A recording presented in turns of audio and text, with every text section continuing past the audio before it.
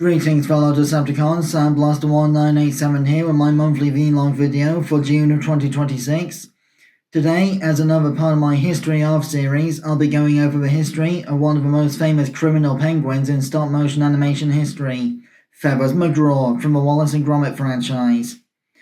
Now, for those who don't know, Feathers McGraw is the infamous museum robber penguin who often wears a red rubber glove on his head as a disguise to imitate a chicken, who first appeared in the 1990s Wallace and Gromit short, The Wrong Trousers. Apparently Feathers McGraw had already got a bit of a criminal background before this point, as a newspaper at the end of The Wrong Trousers said Feathers McGraw back inside, which implies that he'd previously been in prison before this point.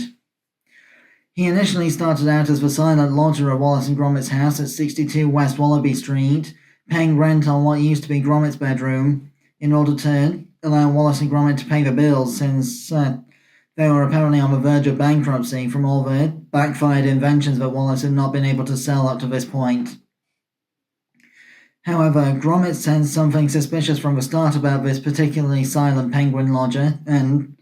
ended up having to move out altogether after his room was stolen by the penguin. Then it turned out that Feathers McGraw had been evil all along, and had been planning to use Wallace's Techno trousers in order to basically get Wallace to accidentally steal the blue diamond from a museum exhibit, by basically engineering things so that Wallace would end up in the Techno trousers instead of his normal trousers, and get remote controlled by Feathers McGraw to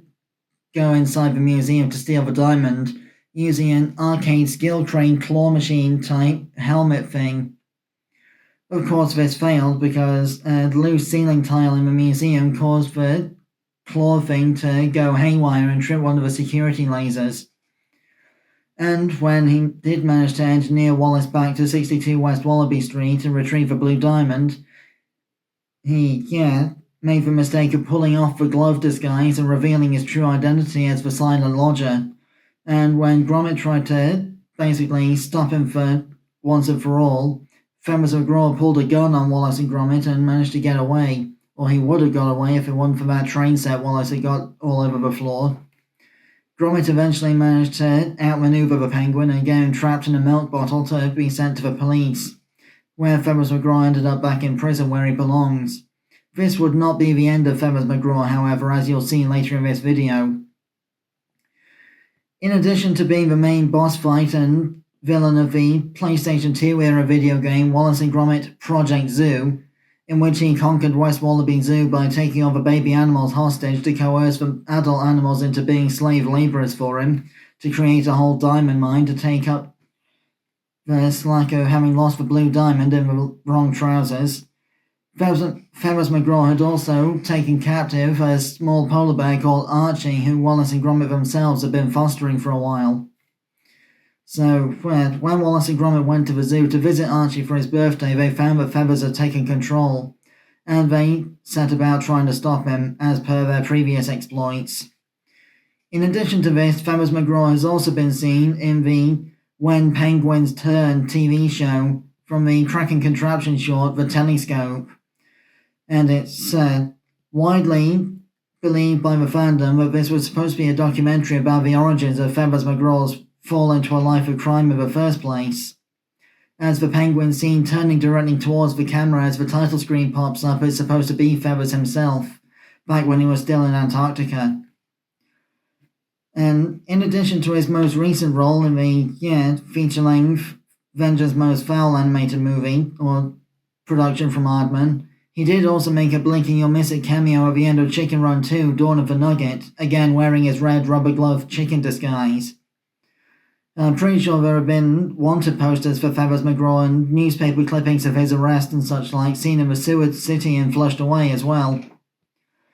But of course, in Feathers McGraw's most recent return, the Avengers Most Fowl animated feature, Feathers McGraw once again managed to get out of prison and immediately sought out Wallace and Gromit to get revenge on them for his arrest in the previous outing.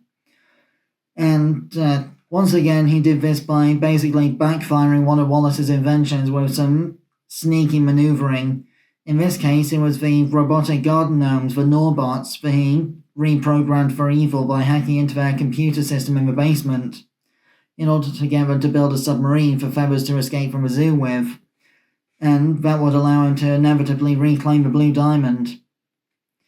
But, of course, with the help of PC Albert Macintosh from Christopher Were-Rabbit, Wallace and Gromit did triumph once again, and Feathers McGraw is, to this day, back in prison.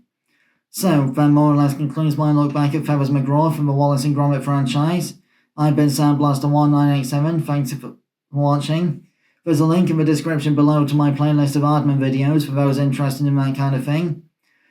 And until then, my next video is going to be, the Transformers Rescue Bots Classic Heroes Team Bumblebee figure. Until then, till all are one.